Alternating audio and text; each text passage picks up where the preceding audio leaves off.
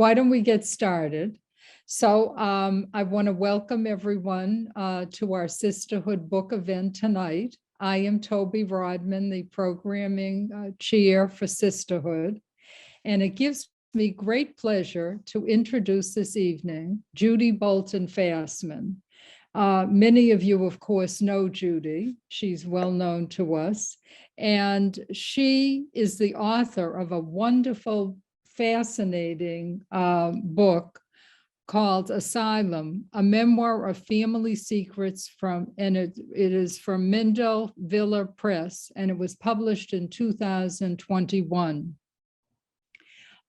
This particular narrative talks about Judy's lifelong exploration of her bifurcated Sephardic Ashkenazi ancestry.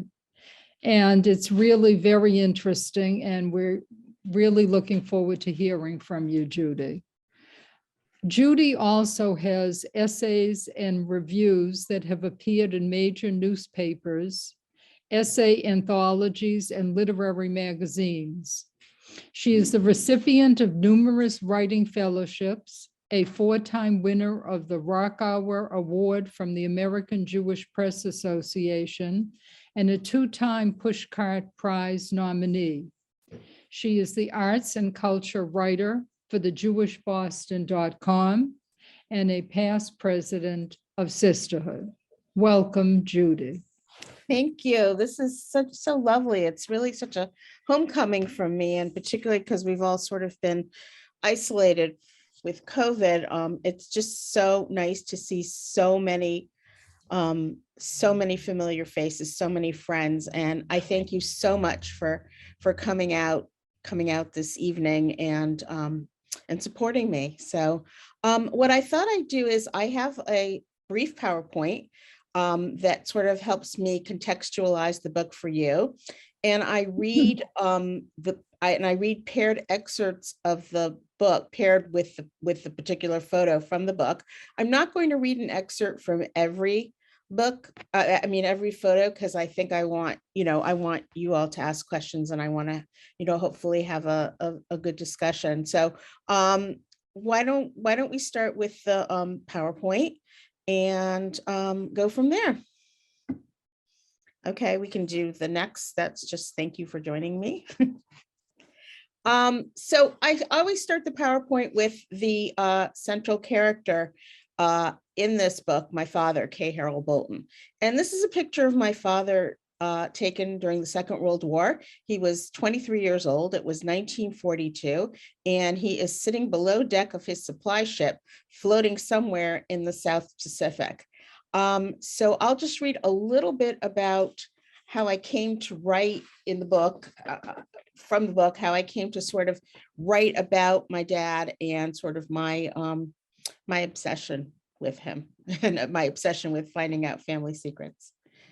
The master's thesis that I had so much trouble finishing while at the Columbia School of Fine Arts in the mid-1980s was a thinly veiled collection of short stories about my father called The 90-Day Wonder. Many of these stories portrayed him as awkward, occasionally cranky, and always secretive. So much so that even when he told me about the war years, he was careful not to make himself a character in his own stories.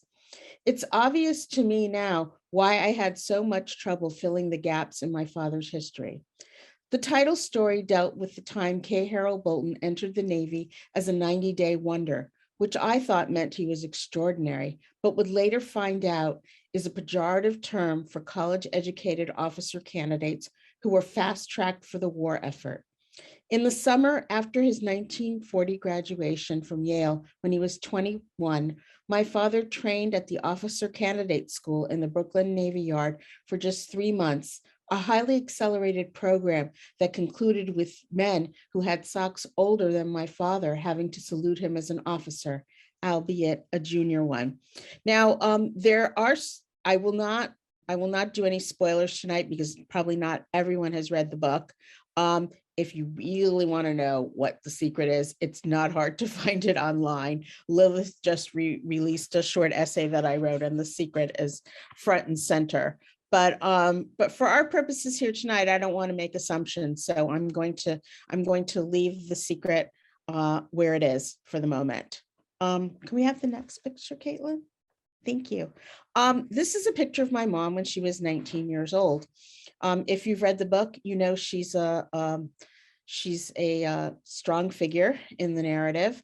In fact, the book started out as one for my dad. It started out actually as a journal of the year I said the Kaddish for my father, and it was going to be all about his life story. Until I did some more digging into his life after he died. But saying the Kaddish for my father was a very strong thread. But of course, my father's story can't be there without my mother. But she is such a strong character and at times a problematic figure. If you read the book, you know what I'm talking about, that she threatens to take over every page that she's on. So I thought I would give her her due in her PowerPoint and read just a little bit about her. She is as I said, she's 19 years old in this picture, and she is posing for the picture in a studio in Havana. My mother is from Cuba. And she has just won this studio sitting because she identified a Glenn Miller song on the radio correctly on a Havana radio station. So a little bit about my mom.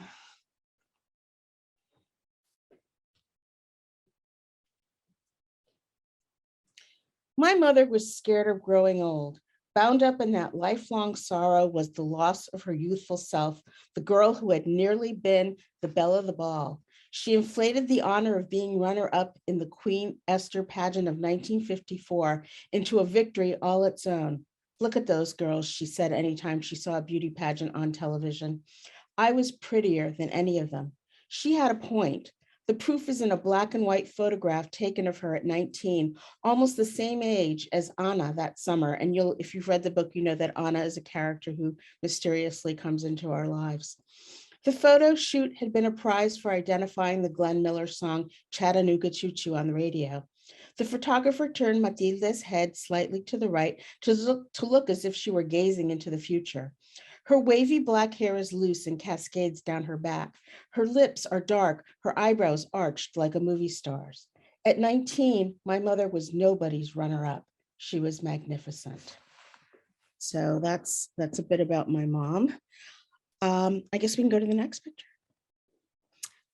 This is my parents' wedding photo. You know, they had quite a dramatic trip to the chuppah. They were originally supposed to get married December of 1959 in Havana, and my father walked out on the wedding, traumatizing my mother. And somehow, and it was never made clear to me, but they got back together. And they were married in March of 1960. They had 10 people at their wedding. And as my mother used to say, there wasn't even a glass of water, ni un vaso de agua, for a reception. They ended up eating at a diner on their way to their honeymoon at Grossinger's in the Catskill. But this is their picture that they took in a studio in New Haven a week after they were married. They actually ended up being married in New York City at the Spanish Portuguese synagogue on Central Park West. So that's the classic that I saw in my life. It hung in their bedroom. So that's their wedding photo. Can we have the next picture? Thank you. This is ASYLUM Avenue, 1735 ASYLUM Avenue, where I grew up. This is the ASYLUM Avenue house that is pictured on the cover of the book. And you know, that I'll just say a little bit about the title of the book. It really was a gift from the universe. You know, it had multiple meanings in my life. First of all, of course, I grew up on ASYLUM Avenue. It's a major thoroughfare. And if you've ever traveled from Boston to New York, you have almost certainly passed the Asylum Street exit in Hartford, exit 48. In fact, I don't exactly have the reproduction, but it was like a present, you know, one of those gag presents at a bar mitzvah, and I had it made up. for Asylum Avenue. So, and it has historical resonance for people in Hartford. It was the original site of the American School for the Deaf, but that's not what it was called in 1817. It had a much more it had not such a politically correct name. It was called the Asylum for the Deaf and Dumb, and I even just hate saying that. But later it migrated to West Hartford and expanded its campus and became the American School for the Deaf.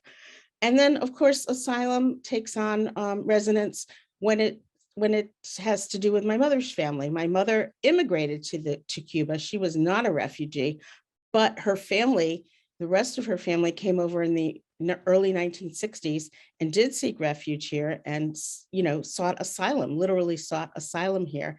And just as a footnote, they were greatly assisted by HIAS. So there's a great deal of regard in my mother's family for HIAS, because they were very instrumental in getting my grandparents and my aunt and uncle here safely. And then, of course, there's the other meaning of asylum, connoting insanity. And, on a very anecdotal level, there was a lot of insanity that happened in the house. And there was a lot of drama. So those are sort of the obvious multiple meanings of asylum, particularly for me. And there was no way I could call the book by any other title than Asylum. It had a few other working titles over the years, but Asylum really stuck. It really was meant to be Asylum. Next picture, please. This is my family in 1966. I'm seated between my mother and my father. My mother is holding my little brother, and next to my mother is my sister, Carol. Some of you may know her. She's come to Sisterhood events, Carol Bolton-Capel. And here we are in 1966. And one of my favorite things about the photo is my father's expression. He just looks so serious and so 60s, and he's got that hyphen of a handkerchief sticking out from his pocket. So I just love that particular shot of him. And, he's got his hand on my arm, and it's a very sweet moment for me to recollect. Next photo, please. This is my dad at a radio station. He DJ'd a program called The Music of Spain on Sunday afternoons. One of the radio stations in Hartford gave over their studios for community programming, and my father had this hour-long program. And I'm going to read a little bit about my dad at the radio station, just to give you an idea of how he came to sort of be interested in Spanish music and Spanish culture. The obvious reason, is that he married my mother. But, if you read the book, that there are more pressing reasons. In a black and white picture of my father playing weekend DJ, scattered white lines break up the photograph's gloss. K. Harold Bolton wears a no-nonsense white shirt, black pants, and a 5 o'clock shadow, even though the clock is in the picture is just coming up on 12:15 p.m. In his left hand is a stopwatch. Behind him are consoles with large buttons and instruments to gauge sound levels, instruments that look as if they belonged in a war room rather than a radio station. In front are 2 turntables unfurling pasodoble music. I know this from the record cover propped up nearby, announcing in a ribbony script, Suspiros de España, Spanish marching music that has an accompanying pasodoble, a 2-step dance that acts out the drama of the bullfight. Traditionally, the man is the matador and the woman his cape, which he whips around. The woman can also take on the role of the bull or an adoring señorita dancing flamenco by herself, much the way my mother did her own private 2-step. My father is offering a toothy grin that announces a happiness born of music and memory. Caballeros y damas, he says into a large microphone suspended from the ceiling. Gentlemen and ladies. His voice pours out of the radio and fills the house, his heavy American Spanish so distinct from my mother's light, high-pitched version. We gather around the radio with my mother and thrill to the sound of his voice. In that moment, my father is a celebrity. Despite his accent, he has known all things Spanish for a very long time. And I'll let that sit there for a moment and we can go on to the next photo, please. That is a picture of my mother and the three of us in 1970. We were going to a cousin's wedding in Miami, her family. I should mention that my mother was really in Cuba for only one generation in Havana. My grandparents were Sephardic. My grandmother was born in Greece and came to Cuba as a teenager. My grandfather was Turkish. He was born in Ankara, and he came also to Cuba as a teenager. And they were, you know, in the Sephardic community, and the Sephardic and Ashkenazi communities were very distinct in Cuba. There was very little mingling. My aunt married an my uncle who was Ashkenazi, and it was, you know, it was almost like it was a mixed marriage in those days. But here we are in Miami. My parents have just separated for the summer. They, you know, my mother, they came to a point in their marriage where they had to be apart for a while. And the reason I include this picture, and I won't read the whole scene because it'll take too long, but being in Miami Beach with my mother's family was very life altering for me. It was the first time I really understood my Latinx Cubana heritage. And this was, you have to remember, this is 1970, so Castro had only been in Cuba for a decade, which seems like a relatively short amount of time compared to how long ago he came into power, which was over 60 years ago. And I, every night, my Cuban relatives, these gusanos, as Castro used to call them, which is a terrible word, they used to call them worms, but these Cuban expats would sit and adjust the rabbit ears on the television, because if things were pointed in just the right direction and the wind was just coming in the right way, you could actually get a broadcast from Cuba of Castro giving one of his long-winded speeches in Revolution Plaza, La Plaza de la Revolucion. So one night, they were, one of my cousins was fiddling with the rabbit ears, and you know, it was just mostly electronic snow. And I got up to get ice cream or something, and all of a sudden, as I passed the TV, things cleared up and Castro came on, and he was clearly giving his speech, and everybody could understand him without any, you know, interference. And everyone screamed in the room, "Para, stop."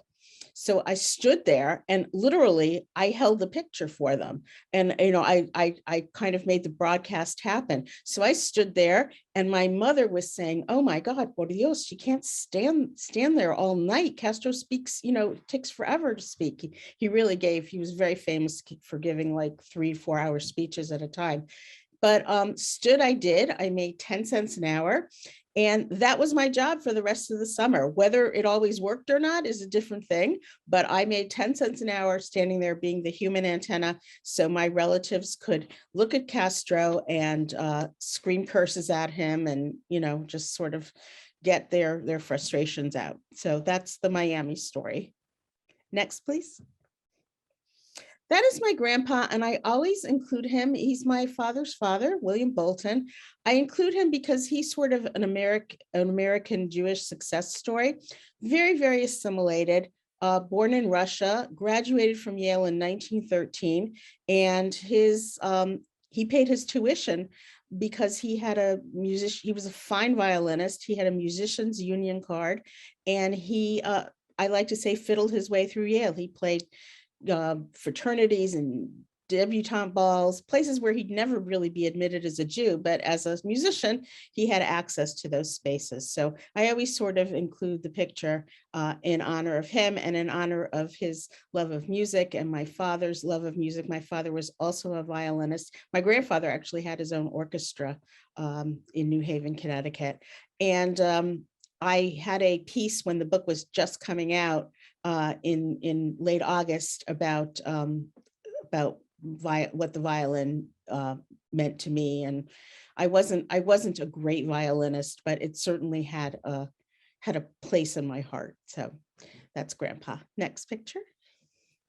This is my mother's house in Havana, in Old Havana. It's on number 20 La Calle Merced. I mentioned that address a lot in the book. And I'm just going to, this is the last part of excerpt of the book I'm going to read. I finally went to Cuba in 2012, which was a very emotional, exciting trip for me. And because you have to remember, and I'm sure most of you remember, Cuba was on lockdown forever. The embargo was really strong. Our, U.S.-Cuban relations were always well, they weren't there. There weren't even U.S.-Cuban relations. I mean, I'm sure, I don't remember this, but I'm sure a lot of you might remember the Cuban Missile Crisis and Bay of Pigs. And so Cuba has always been fraught in American history, and it certainly loomed large in my imagination and my life. So I'm just going to read a little bit about Cuba when I went to my mother's house. Finally, it was time to see Calle Merced 20, where my mother grew up, the storied address of my childhood. For me, all things Cuban began and ended there. It was the place where my mother would always be young, where my grandparents shut the door on 25 years of possessions and walked away forever. It was the place where my mother said she shined the marble stairs better than the maid. It was my mother's world. A greenish light painted the facade where I knocked on the heavy door. A pregnant woman answered it and invited me inside, a small dark place that almost certainly had not changed since my mother lived there. The maroon brocade furniture crowded the four-room apartment, a big screen TV, the focal point of the living room, broadcast in garish colors and ran without sound. Like my parents' bedroom on Asylum Avenue, the place felt existentially noisy with so much stuff crammed into such a small space. I'm going to skip down a little bit. I thanked my host profusely and tried to offer her money for the impromptu visit. As soon as I held out the cash, I felt like a fat cat gringa buying memories that weren't quite mine.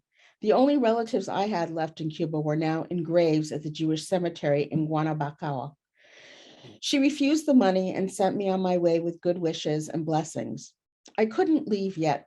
I sat on the stoop, my head against the heavy wooden door, the same door my grandfather had quietly pushed open after playing dominoes late into the night, the same door my mother gently tapped on in code to let Abuela know she was home. I finally understood how deeply, how intricately my mother had invented her comfortable Cuban life until she had believed it herself. There it was again, the story of a life pegado con chicle, held together with chewing gum. While sitting on that stoop, I cried. My tears came as suddenly as a cloudburst, the kind of crying that darkens the mind like a stormy sky. I squeezed my eyes shut and saw a dashboard of pulsing light. I cried with the recognition that the despairing dances I did with my mother at 1735 Asylum originated here.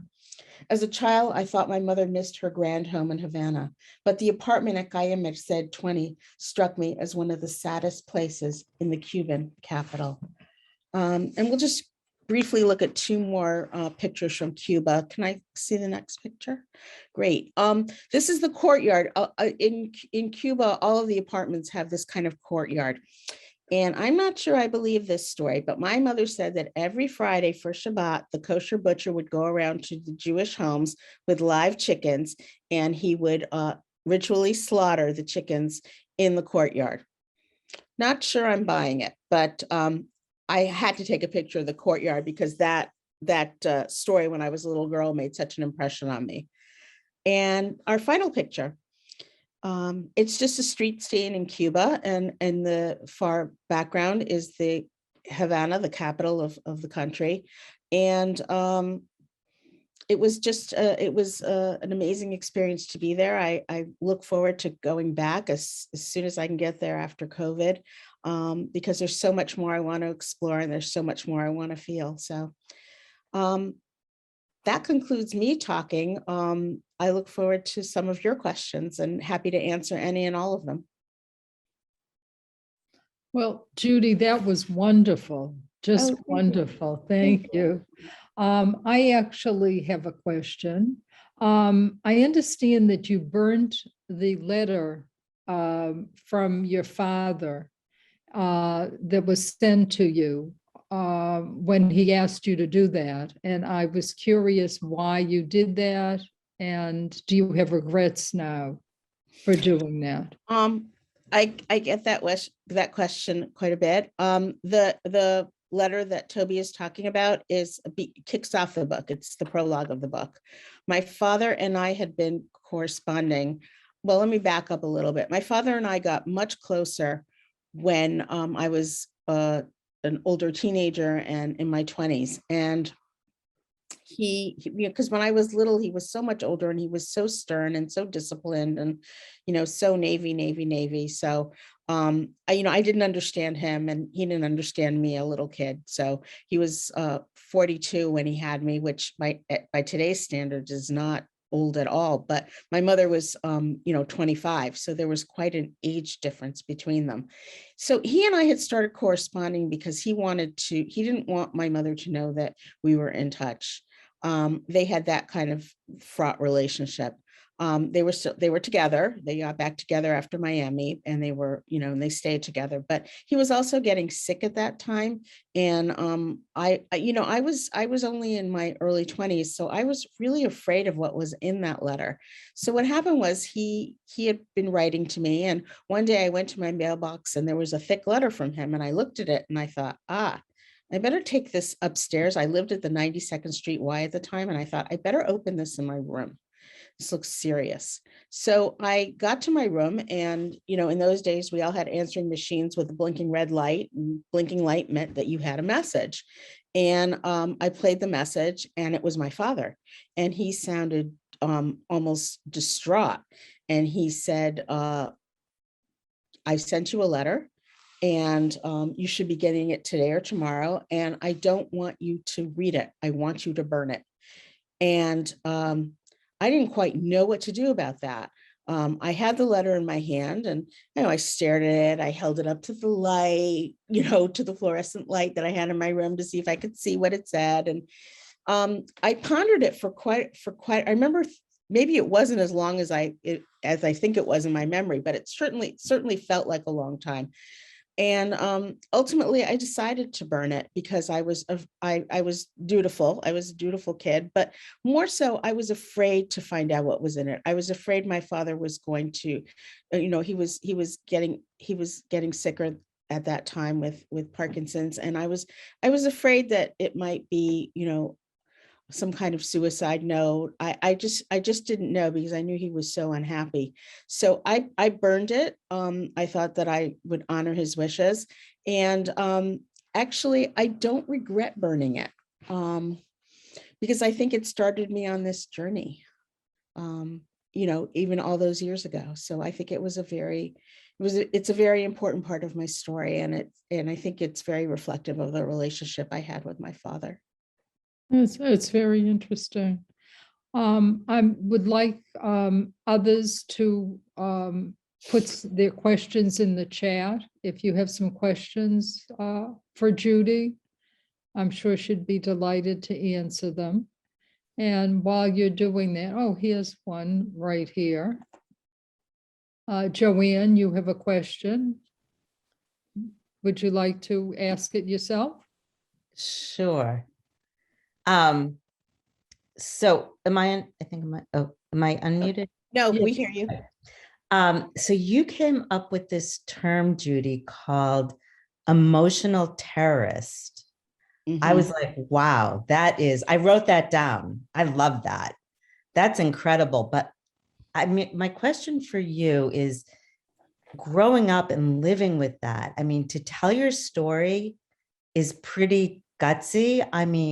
How did you come to a place where you were able to share so much personal information? Like, I feel like most people don't have the courage really, or are afraid of the ramifications of sharing things like that. How did you get to that place? It took me a lot of years to get to that place. And I will tell you that when I worked on this book on and off for almost 16 years, and it went through many iterations. And I will tell you that when I got the book contract a couple of years ago, I was absolutely terrified. I didn't know if I should be publishing it. I didn't know what my siblings would think about it, although they were generally very supportive and knew I had been writing the book. So, but my story is my story. And I think one of the things that I did as I went through the many versions and as I grew older was to understand my parents more sympathetically. And I think, writing from a place of anger never really works. And I'm not angry at all. I mean, there was a lot of emotional terrorism. My mother was a very tough woman, for reasons not always her fault. And I think that's part of the empathy that I have for her, because I know she wasn't always in control of her emotions. As I started working on the book with the copy editor and with the editor at the publishing house, I became more comfortable. And as I talked to other writers who had written very personal memoirs as well, I sort of understood what they had gone through, and I was going through similar emotions, so I wasn't alone in that. But when the book first came out, even when it was in people's hands and it was beyond my control to navigate the narrative with them and for them, for the reader, as I had done in workshops, or I had done, telling people about the book, it was terrifying. But I always thought that if I came from a place of love, that I would be okay. And I will say that my father's two nieces and nephew, my Bolton cousins, who are a bit older than I am, were amazingly supportive and amazingly humbled by the book and loved it, and were, showered me with love, which was really the main thing. They showered me with love, and I was very, very pleased about that. It sort of opened up a new relationship for us. So I've been lucky. Only one person was really angry with me. It was my aunt. She had read an early essay that I had posted in Facebook, and she had saw it on Facebook, and it talked about actually it was in the part that I read to you about Cuba, my grandfather coming home late playing dominoes. What originally I had in the book was my grandfather drank his paycheck, played dominoes, and came home late every night. He was an alcoholic, and my aunt was just so upset and furious. And I love my aunt very much. She was like a second mother to me. And I took that part out, as you know, because you didn't hear it when I read it. So I did do that for her because I didn't feel it impinged on the integrity of the book, or that it took away anything from the story. So I did that for her. It was that important to me that she not be upset. Thank you. Thank you for asking the question. So people, okay, go ahead. I'm sorry. I was going to say. I actually have another Oh, great. question. Okay. So you talked a little bit about the title of the book, and what do you think of all of the reasons why you named the book Asylum? Which was the most important one? Which one really stood out as why you selected the title? That's a really good question. I think the most important reason was the meaning of refuge. The home wasn't always a refuge for me, but it was very primary in my childhood that I knew that my Cuban relatives had escaped something bad in Cuba, and that they had sought asylum here. And the concept of asylum was very ingrained in me when I was a kid, that they had found freedom here. And asylum also meant something to my father. My father was very patriotic. He flew flags on the 4th of July, on Flag Day, on Veterans Day, every American holiday you can think of, we had a flag flying from one of the windows. And I think that asylum was very important to him. I think he loved this country. He understood what this country gave him as a Jew, even though he was very assimilated and virtually non-practicing. I think he understood that America was a very special place for him as a Jew, and that it was a place where people sought refuge, sought asylum, and could begin a new life. Remember, he lived through the Second World War. He was an adult when the Holocaust was happening. Not that he, participated in it in any way. He was in the South Pacific. He didn't even participate in it as a soldier, which his brother-in-law, my uncle, did. My uncle was part of the a group of doctors who liberated Buchenwald.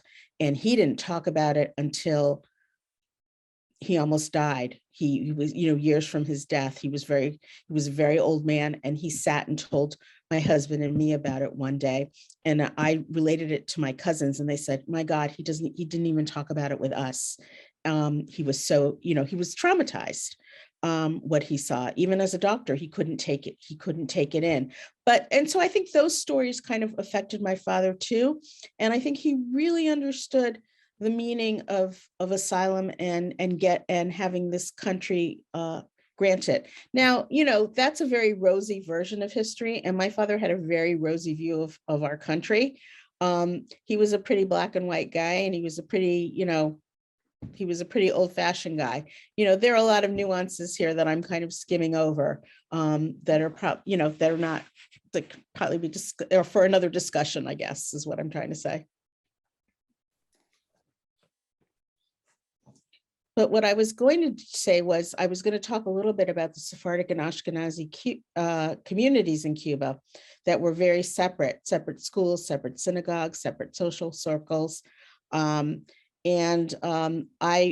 wrote about a month ago an essay that I published on JewishBoston.com about my mother's first American menorah. And she was 23 years old when she came here. It was her first Hanukkah away from home, and she wanted to buy a menorah. And she was living in Brooklyn at the time. She had immigrated to Brooklyn, lived with some cousins in Brooklyn, and she walked into a Jewish store that had a menorah. And the woman who was at the, was at the store, asked her where she was from. She obviously heard her accent, and my mother said she was from Cuba. And you have to remember, this is 1958. And the woman couldn't believe that there were Jews in Cuba. She had never heard of such a thing. So she kind of gave my mother a litmus test and asked her if she spoke Yiddish. And my mother said, no, I'm Sephardic. I speak Ladino. Well, this just like the woman was like, are you really Jewish? I don't, she didn't want to sell her a menorah if she wasn't Jewish. And my mother was so insulted and so hurt by that, because of course she felt very Jewish. She had gone to Jewish schools all her life. She had, grown up in a traditional synagogue. She had grown up at, with Shabbat. And she just couldn't believe that her Jewishness was being questioned. I guess, she finally bought the menorah, and they came to some sort of, some sort of understanding, but it was very upsetting for her. And if you ever want to upset my mother, just describe Ladino as the Sephardic Yiddish, and you will hear an earful.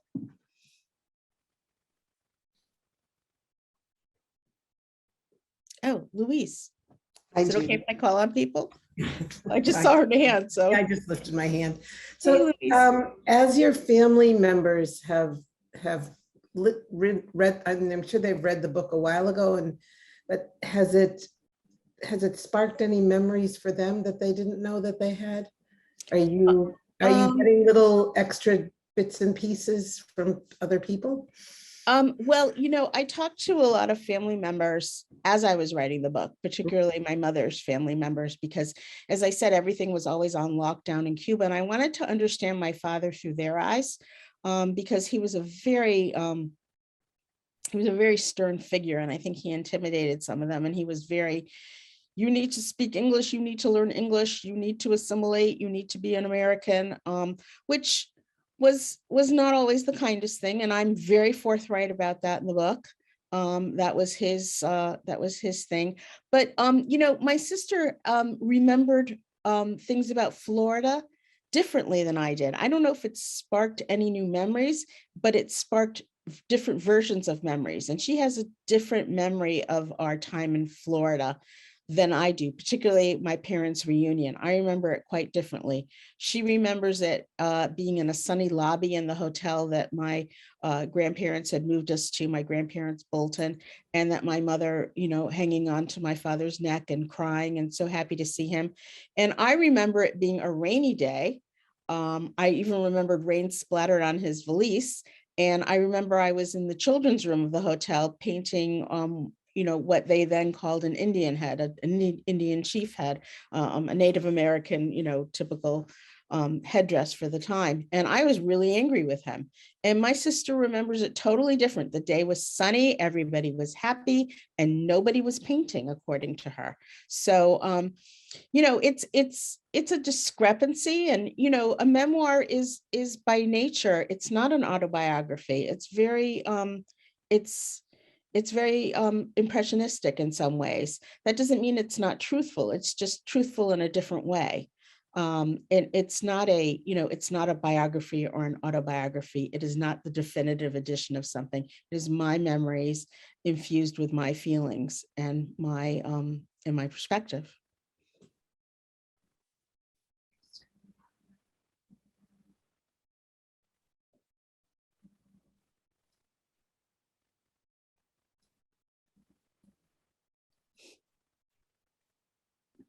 Judy, does your brother live in the area? No, he lives in Southern Connecticut. But he was quite enthusiastic when I was researching the book and did some research for me. Oh, Yeah, he's a good researcher. that's great. Yeah, he was supportive all along the way. Makes So a he difference. did some research. My sister was a little more standoffish about it. But when I offered to show her the manuscript before it went to, the publisher, she said, I don't have to read it. I lived through it. I trust you. And when the book was published and she actually had the physical copy in her hand, she had her daughter and husband read it before so that they could vet it for her so that she wouldn't be triggered. And they said, don't be ridiculous, read it. And she did. And the only part she found difficult, again, was that Florida part. She was very traumatized being separated from my father, and she kind of relived it, and it kind of triggered her a little bit. But, when she finished the book, she called me up and she said, I'm so proud of you. I'm so proud of what you've done. This is a really, it's a real triumph for you. And she has gone to almost every event that I've had on Zoom. And that's saying something. And it's also really good of her because a lot of them were repetitious and she sat through the same stories over and over. So she was very dedicated to me in that way. Now, your mom, is she able to understand any of this or, okay. Nothing. Okay. She is at Hebrew Senior Living, as some of you know, and she's pretty far into dementia at this point. I see her 2-3 times a week. My sister goes. I mean, she has for company and she knows who we are still, but a couple of weeks ago, she asked me, when did we meet? And, it just broke my heart. And I sort of made light of it. And I said, December 30th, 1960, that's when we met. And she was like, oh, yeah. I mean, she'll say things like, I know I love you. I just can't remember how I met you, that kind of thing. So that's been heartbreaking. And my next project is about her. I've been doing some research into her life in Cuba, and I've been lucky enough to publish some essays already about it. So I think it has legs. So I'm going to keep working on it. Wow. Yeah. Judy, I was curious, has your research all been academic or has it been anecdotal from family and friends?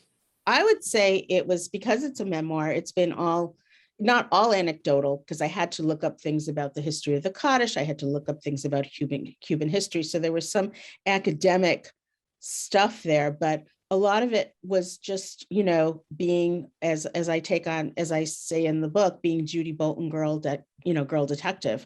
I mean, I had to sort of, pound the pavement, so to speak. I talked to a lot of people. I made a lot of phone calls. One woman I called who I name as Violeta in the book, who introduced my parents. It took me a while to, have her recognize who I was. She was a little confused. And then she said, you're Matilda and Harold's daughter? And I said, yes. She said, they stayed married? And I said, yeah, they actually did. So there were some, kind of humorous moments like that. where you just kind of had to laugh. You just couldn't take it to heart. But yeah, and of course, I won't give anything away except to say that reuniting with Felipe again, if you've read the book, you'll know who I mean, was very, very instrumental in jumpstarting the story and gave my story shape and my narrative an arc. So that was a very important reunion and a very important meeting for me. Over 16 years, it must have changed tremendously. Tremendously. In fact, I threw out drafts that I had when it was just about saying the Kaddish for my father, because it was a very internal document. Nobody would want to read it but my family, and even they may not have wanted to read it. It was all about my dad. It was all about him growing up in New Haven. It was all about me going to different synagogues and saying Kaddish. And I'm not disparaging that. I mean, it was important for me to do that work, to get that work out, and then to be able to move beyond it. So yes, when I found out the secret, then the book totally changed, and I went from there. Judy Bornstein. Three things. One, I can see your emotion in the book. It was terrific. I mean, you could really feel your emotion, number one. Number two, is it an audio version as well? No, and my publisher's been talking about me actually reading the book. I don't know if I want to do that because I'm not a great reader, and we'd probably have to be, going back and like splicing, taking out my mistakes and splicing in my corrections. So there's been some talk about that. It's on Kindle, and it's of course, in. I have it in paperback, right? Pardon? I have it in the paperback. Yeah, it was only published in paperback. And also the third thing is that I think the book is so good that someday I think people who have the book would love to have you sign it. It'd be my pleasure. Just shoot me an email and we can meet. And I'd be delighted to sign. But it was a very well thought out, very emotional book. And I give you a lot of credit for being able to do it. Thank you, Judy. I appreciate that. I think we're probably running out of time, Toby, and there's one message I want to leave everyone with, if that's okay. Does anyone have any further questions? If not, I'd like to turn it over to Sisterhood presidents, Joanne and Dahlia, who would like to. I think Judy, you wanted to say some final words. I just want to say one final word before the presidents, before our presidents come on and speak. We are all women here, women identified, and I just want to speak directly to you about what it's meant to me to publish a book, my first book. It's not actually my first book, but it's my first published book at the age of 60. And I know a lot of you out there are making art in one form or another, and I want you to keep making your art. I want you to keep taking notes in your phone if you're writing. I want you to keep sketching pictures on the backs of napkins if that's the only way you can do it. Every little bit you do is making art. There is no rule about making art. Your art is your art, your process is your process, and it all contributes to making that book, that piece of that painting, or whatever you're working on. There's no expiration on age, and there's certainly no expiration on your dreams. So keep doing it. It took me a long time, and if it's taking you a long time, that's fine. That's the way it has to be. That's the way it's meant to be. So I encourage you, and shoot me an email if you need more encouragement, because I'm always happy to do that for anybody, because I'm, being a literary debutante at 60, I've learned a lot of things this year talking to people, and a lot of people are doing this kind of work and are keeping at it. In fact, a woman in my writing group, she's been working on her memoir almost as long as I worked on mine, and we saw a beautiful revision of it yesterday. The group met at my house. And, I told her, you were like on the precipice here. You were like on the verge. You had to do all that work. You had to scribble notes on the commuter train to get to this point. So that's the sort of the message I want to leave you with. I want to leave all of you with. Well, I don't even know how to follow that because that is to me like so inspirational. But I will just say a few things. Hi, everybody. If you don't know who I am, my name is Dahlia Aaron Freed, and I'm one of the co-presidents of Sisterhood Temple Emmanuel, along with Joanne, who is actually literally right here on my screen. I don't know where she is on yours. But on behalf of Joanne and myself, I just wanted to thank all of you for attending this event, and a special thank you to Toby for putting this all together, and for Judy giving us your time and honesty and being our special guest tonight, because it was so interesting for me, and I hope it was for all of you. And a special thank you too to Caitlin, by the way, who does all the work behind the scenes. She's from the temple, and honestly, this would not happen without her. So thank you, Caitlin. During these winter months, we have decided to host monthly sisterhood-wide events, and we're going to host them virtually. And this is really to accommodate everyone's comfort level. We have instituted some small group and clubs. If you haven't read about them, they're in our newsletters. They do meet in person, depending on the group or the club. So we will have some in person, but most in this winter months will be virtual. But before we say goodbye, I did want to highlight a few events coming up for Sisterhood that we hope you all can attend as well.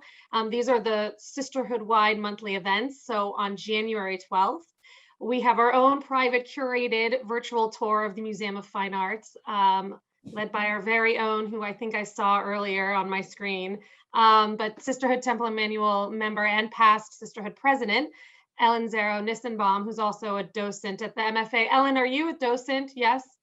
So yes, okay, at the MFA. So I'm really excited about this as well. And then on February 5th, we're going to be hosting a virtual wine tasting with a world-renowned sommelier. His name is Eric Siegelbaum. I've personally been working with him for the last 2 years. So he is actually the ambassador of the Wines of Israel for the US, but he's also Food and Wine Magazine Sommelier of the Year and Wine Enthusiast 2020 40 Under 40 Tastemaker Award winner. He's excellent. There was an email that went out. If you need more, any information, let me know. But you will be tasting wines. It will be virtual, and he is a lot of fun. And then on March 1st, we're going to put all of our knowledge to the test and host a night of virtual trivia with just Sisterhood. So we will break out into smaller groups, both for the February 5th event and the March event, so we can have small groups. And then for the trivia event, we will have some fun prizes for the winning team. So you can sign up for all of these events and learn more about our groups at the Sisterhood Temple Emmanuel page on the Temple Emmanuel website. So with that, we hope you have a lovely rest of the evening, and thank you all. Thank you all so much for coming. It was so much fun to see so many of you. Thank you. You're And wonderful. thank you, Judy. It was wonderful hearing from you. Thank you. Good night, everybody. Thank you again. Bye now.